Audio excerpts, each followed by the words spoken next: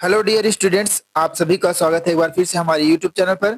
आज हम करने वाले हैं टॉप 30 एमसीक्यूज गुप्त साम्राज्य से। मोस्ट इम्पोर्टेंट है आपकी परीक्षाओं के लिए और हमने उन प्रश्नों को ऐड किया है जो कि विगत परीक्षाओं में पूछे गए हैं। हमारा पहला प्रश्न है, गुप्त काल के दौरान संस्कृत नाटकों में महिलाएं और शूद्र किस भाषा में संवाद करते थे? ऑप्शंस है संस्कृत, प्राकृत, पाली या सौरसेनी। यह प्रश्न यूपीएससी प्रीलिम्स 1995 से लिया गया है। बहुत ही महत्वपूर्ण है। जहां तक आप इसका आंसर कर पाएंगे, ऑप्शन नंबर बी प्राकृत सही आंसर है। गुप्त काल के दौरान महिलाओं और शूद्रों को संस्कृत पढ़ने की मनाही थी, इसलिए वे प्राकृत में संवाद करते थे। दूसरा प्रश्न है, गुप्त काल के दौरान भारत में जबरन श्रम विष्टि के संदर्भ में निम्नलिखित में से कौन सा कथन सही है? ऑप्शंस है ए, यह राज्य द्वारा लगाया गया एक कर था, यह एक प्रकार की दास्ता थी, यह एक सैन्य सेवा थी, यह एक धार्मिक अनुष्ठान था। यूपीएससी प्रीलिम्स 2019 में ये पूछा गया है। जल्दी से कमेंट में इसका आंसर करेंगे। तो जहां तक आप इसको बना पाए होंगे, ऑप्शन नंबर ए इसका सही आंसर है। यह राज्य के द्वारा लगाया गया एक टैक्स था जिसमें जबरन श्रम या विष्टि करवाया जाता था। क्वेश्चन नंबर 3 है, गुप्त काल के दौरान उत्तर भारत के व्यापार को संभालने वाला प्रमुख बंदरगाह कौन सा था? ऑप्शन है ताम्रलिप्ति, भड़ौच, कल्याण या काम्ब्रे। ये यूपीएससी प्रीलिम्स 1999 का क्वेश्चन है। तो दोस्तों इसका सही आंसर है option number A Tamralipti. Tamralipti उत्तर भारत के व्यापार को संभालने वाला प्रमुख बंदरगाह था। क्वेश्चन नंबर 4 है, गुप्त काल में जारी किए गए चांदी के सिक्कों को क्या कहा जाता था? ऑप्शन है काशापड़, दीनार, रूपक या निस्क। यह प्रश्न यूपीएससी प्रीलिम्स 1997 का है। जल्दी से बनाइए। जहां तक आप इसका आंसर कर पाएंगे, ऑप्शन नंबर सी रूपक इसका सही आंसर है। क्वेश्चन नंबर 5 है, गुप्त काल के दौरान प्रसिद्ध लौह स्तंभ कहाँ स्थित है? ऑप्शन है दिल्ली, उज्जैन, पाटलिपुत्र या वाराणसी। दोस्तों बार बार ये प्रश्न पूछे जाते हैं, तो इन्हें आपको संभाल कर समझ कर उत्तर देना है। जहां तक आप इसका आंसर कर पाएंगे, इसका आंसर है दिल्ली। ऑप्शन ए इसका सही आंसर है। दिल्ली में मेहरौली में यह लौह स्तंभ है। अपने आप में एक अजूबा है कि आज तक इसमें जंग नहीं लगा है। क्वेश्चन नंबर 6 है, गुप्त काल के दौरान महिलाओं की स्थिति के संदर्भ में निम्नलिखित में से कौन सा सही है? ऑप्शन है महिलाओं को धार्मिक ग्रंथों का अध्ययन करने की अनुमति थी। ऑप्शन बी स्वयंवर की प्रथा समाप्त हो गई थी। ऑप्शन सी महिलाओं की स्थिति पुरुषों के अधीन थी। ऑप्शन डी मनुस्मृति ने लड़कियों के लिए देर से विवाह की सिफारिश की थी।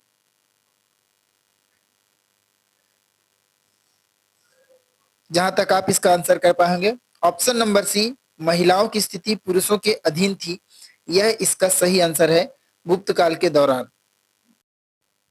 क्वेश्चन नंबर 7 है, गुप्त काल के दौरान महिलाओं और शूद्रों द्वारा प्रयुक्त भाषा कौन सी थी? ऑप्शन है संस्कृत, प्राकृत, पाली और सौरसेनी। ये क्वेश्चन रिपीट हो गया है, तो इसका सही आंसर आप जान रहे हैं। ऑप्शन नंबर बी प्राकृत इसका सही आंसर है। उस दौरान संस्कृत नहीं पढ़ने दिया जाता था शूद्रों को, महिलाओं को। यह सिर्फ बड़े सज्जन पुरुष और सिर्फ जो जनेऊ धारण करते हैं, जिन्हें हम आज के समय में सवर्ण में रखते हैं, उन्हें ही बस संस्कृत पढ़ने का कहा जाए तो अधिकार प्राप्त। क्वेश्चन नंबर 8 है, गुप्त काल के दौरान जारी किए गए स्वर्ण सिक्कों को क्या कहा जाता था? ऑप्शन है काशापड़, दीनार, रूपक या निस्क। दोस्तों प्रश्न में पहले हमने चांदी के सिक्के पूछे थे, इस बार हमने स्वर्ण सिक्कों की बात की है। क्वेश्चन में कभी भी डिस्टर्ब मत होइएगा। एक गलती से आपका सिलेक्शन आपसे दूर हो सकता है। तो सही आंसर आप कर पाए होंगे। ऑप्शन नंबर बी दीनार इसका सही आंसर है। प्रश्न 9 है, गुप्त काल के दौरान किस शासक ने हुडों के आक्रमण को विफल कर दिया था? ऑप्शन है चंद्रगुप्त प्रथम, समुद्रगुप्त, स्कंदगुप्त या कुमारगुप्त? जल्दी से दोस्तों क्वेश्चन नंबर के साथ इसका आंसर कमेंट करेंगे। मोस्ट आस्क्ड क्वेश्चन है, बार बार पूछा गया है। जहां तक आप इसका आंसर कर पाए होंगे, ऑप्शन नंबर सी स्कंदगुप्त इसका सही आंसर है। दोस्तों कुमारगुप्त का बेटा था स्कंदगुप्त। कुमारगुप्त की मृत्यु हो जाती है हुड़ों से लड़ते हुए, फिर स्कंदगुप्त हुड़ों को हराता है। प्रश्न नंबर 10 है, गुप्त काल के दौरान प्रसिद्ध कवि कालिदास किस शासक के दरबार में थे? ऑप्शन है समुद्रगुप्त, चंद्रगुप्त द्वितीय, कुमारगुप्त या स्कंदगुप्त। दोस्तों अगर अभी तक आपने हमारे चैनल को सब्सक्राइब नहीं किया है तो सब्सक्राइब कर लीजिए।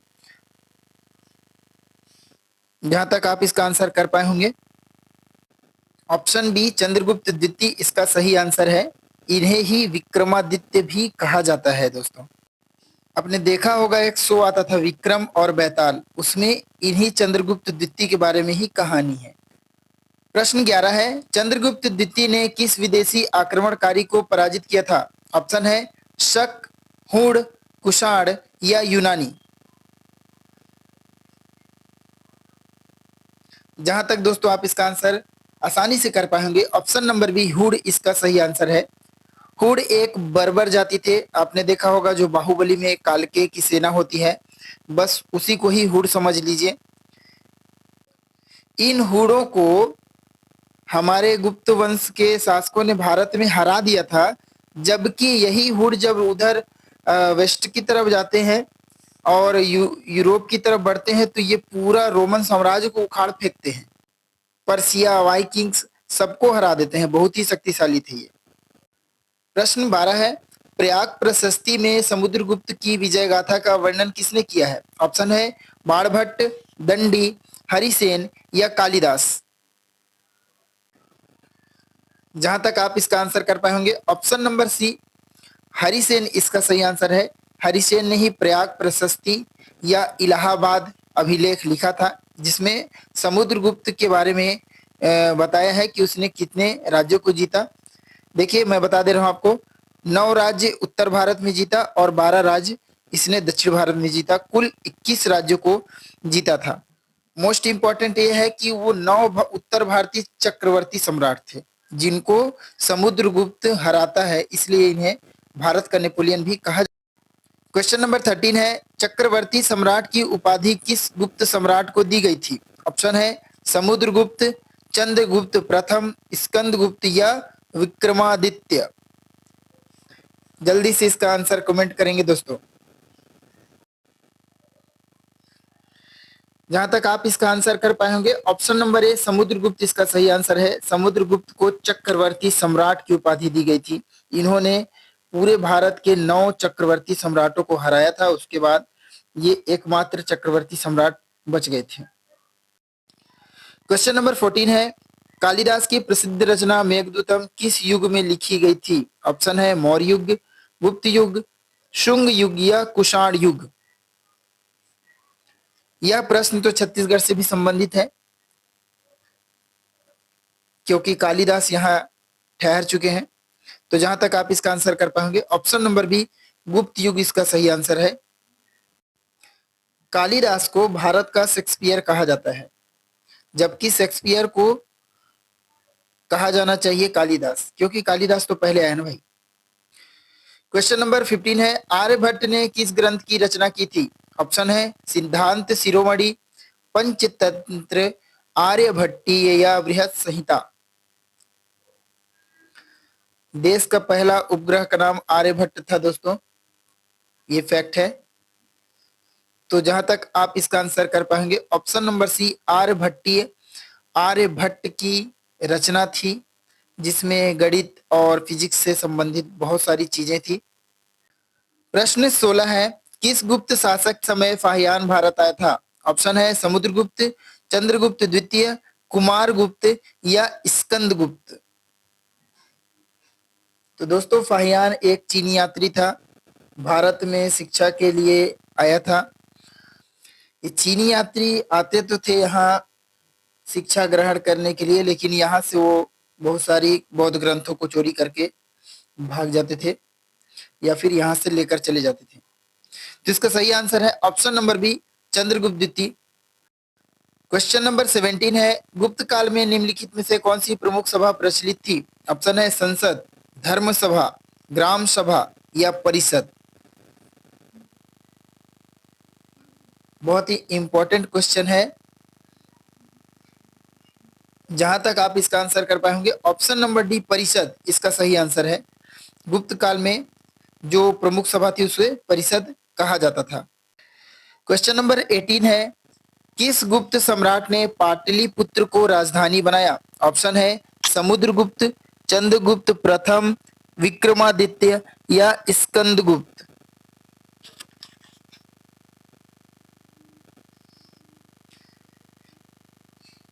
जहां तक आप इसका आंसर कर पाए होंगे दोस्तों, ऑप्शन नंबर बी, चंद्रगुप्त प्रथम ने पाटलिपुत्र को अपना राजधानी बनाया था। ये पाटलिपुत्र आज का पटना शहर है। समय देखिए कि बिहार की आज की स्थिति क्या है, और पहले ये पूरे भारत की राजधानी हुआ करती थी। प्रश्न 19 है, गुप्तकालीन अजंता की गुफाएं किस धर्म से संबंधित हैं? ऑप्शन है हिंदू धर्म, बौद्ध धर्म, जैन धर्म या इस्लाम धर्म।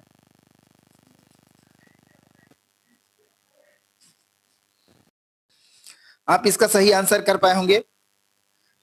बौद्ध धर्म इसका सही आंसर है। अजंता की गुफाओं में बौद्ध धर्म से संबंधित बहुत सारे ऐसे छोटे छोटे कमरे बने हैं। वहाँ एक मृत शैया में पड़ी हुई लड़की का भी अद्भुत सा एक चित्र है। गुप्त काल के दौरान कौन सा विश्वविद्यालय प्रसिद्ध था? ऑप्शन है तक्षशिला, नालंदा, विक्रमशिला या कांचीपुरम।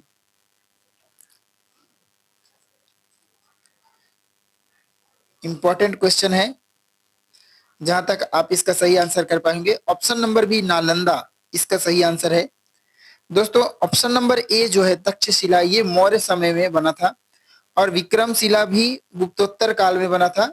इसके बाद जो वर्धन वंश आता है तब विक्रमशिला विश्वविद्यालय बना था। क्वेश्चन नंबर 21 है, गुप्त काल के किस विद्वान ने पंचतंत्र की रचना की थी? ऑप्शन है कालिदास, विष्णु शर्मा, आर्यभट्ट या दंडी। तो पंचतंत्र की कहानियां हमारे बचपन की यादें हैं। तो जहां तक दोस्तों आप इसके आंसर को बना पाए होंगे, option number B Vishnu Sharma इसका सही आंसर है, जिन्होंने पंचतंत्र की रचना की थी। क्वेश्चन नंबर 22 है, समुद्रगुप्त ने दक्षिण भारत के कितने राजाओं को हराया और फिर उन्हें सत्ता में बिठाया? ऑप्शन है 9, 12, 6 या 14। जल्दी से इसका आंसर कमेंट करेंगे। तो दोस्तों इसका सही आंसर है ऑप्शन नंबर बी, 12 राजाओं को समुद्रगुप्त ने हराया और उन्हें पुनः सत्ता में बैठा दिया था दक्षिण भारत में, और उत्तर भारत में 9 लोगों को, जैसा कि मैंने आपको पहले ही बताया है। क्वेश्चन नंबर 23 है, गुप्त काल के दौरान नगर श्रेणियों का संबंध किससे था? ऑप्शन है धार्मिक संगठन, व्यापारी संघ, सैन्य टुकड़ी या कृषक संगठन। दोस्तों हमारे चैनल को सब्सक्राइब करें और हमारे पीडीएफ कोर्स को ज्वाइन करें, जिसमें 1500 ऐसे प्रश्न हैं जो कि आपकी आगामी परीक्षाओं में आएंगे। बहुत ही कम कीमत 149 पर आप इसे परचेस कर सकते हैं। जहां तक आप इसका आंसर कर पाए होंगे, ऑप्शन बी इसका सही आंसर है व्यापारिक संघ, जो कि नगर श्रेणियों से संबंधित था। श्रेणी इन्हें ही कहा जाता था। क्वेश्चन नंबर 24 है, गुप्त काल में किस विद्वान ने खगोल विज्ञान पर सूर्य सिद्धांत की रचना की थी? ऑप्शन है ब्रह्मगुप्त, वराहमिहिर, आर्यभट्ट या लल्लाचार्य। दोस्तों भारत में विज्ञान की उत्पत्ति हुई है। हर थ्योरी जो आप आज मॉडर्न साइंस में देख रहे हैं, वो हमने बहुत ही पहले खोज ली थी।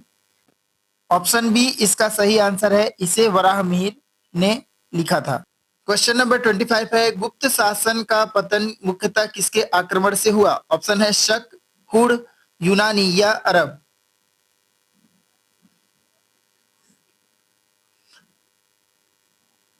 जहां तक आप इसका आंसर कर पाए होंगे, ऑप्शन नंबर बी हुड़ इसका सही आंसर है। बाद के जो गुप्त शासक आए, परवर्ती गुप्त शासक, ये थोड़े कमजोर थे और हुड़ के आक्रमण से ये नहीं बच पाए और इनका पतन हो गया। गुप्त काल के दौरान किस प्रकार की कर व्यवस्था थी? ऑप्शन है केवल कृषि कर, केवल व्यापार कर, अनेक प्रकार के कर या कोई कर नहीं।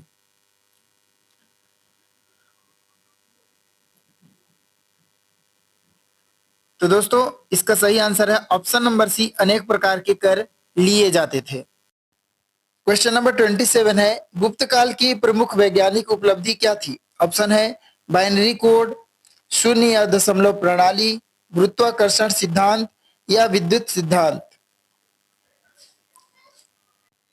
इंटरेस्टिंग क्वेश्चन है दोस्तों, जल्दी से इसका आंसर करेंगे। तो इसका सही आंसर है ऑप्शन नंबर बी, शून्य और दशमलव प्रणाली गुप्त काल की प्रमुख वैज्ञानिक उपलब्धि है। जो हम आज यूज कर रहे हैं, जो पूरा विश्व यूज कर रहा है, इस जीरो की खोज गुप्त काल में ही हुई थी। क्वेश्चन नंबर 28 है, गुप्त काल में तांबे के सिक्के किस नाम से जाने जाते थे? ऑप्शन है करसपण, रूप्यक, निष्क या ताम्र। इंपॉर्टेंट क्वेश्चन है, बार बार ये पूछा गया है। सिक्कों से हमेशा प्रश्न आते हैं। सर्वाधिक सोने के सिक्के भी गुप्त काल में ही जारी किए गए थे। तो इसका सही आंसर है ऑप्शन नंबर ए, कारसापड़। तांबे के सिक्कों को कारसापड़ कहा जाता था।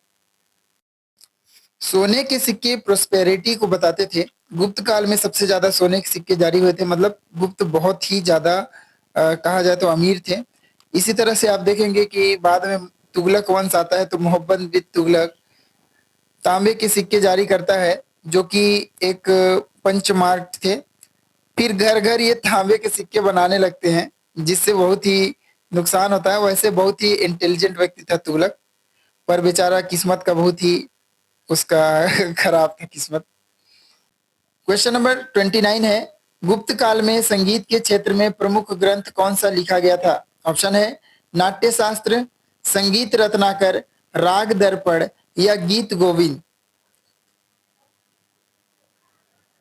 ये कला से संबंधित प्रश्न है, आने की इसकी संभावनाएं हैं। संगीत के क्षेत्र में प्रमुख ग्रंथ, जहां तक आप इसका आंसर कर पाएंगे। ऑप्शन नंबर ए, नाट्य शास्त्र इसका सही आंसर है। दोस्तों छत्तीसगढ़ में तो और भी इंपॉर्टेंट है ये, क्योंकि ये नाट्य शास्त्र भरत मुनि ने लिखा था सीता बेंगरा की गुफा में। चलिए जल्दी से कमेंट करके बताइए, सीता बेंगरा का गुफा छत्तीसगढ़ में कहाँ है? अंतिम प्रश्न है, गुप्त काल की शासन व्यवस्था का प्रमुख आधार क्या था? ऑप्शन है धर्म, शक्ति, भूमि अनुदान या कर।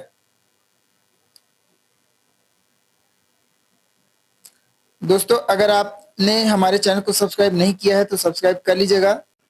इसका सही आंसर है ऑप्शन नंबर सी, भूमि अनुदान गुप्त काल की प्रमुख शासन व्यवस्था थी।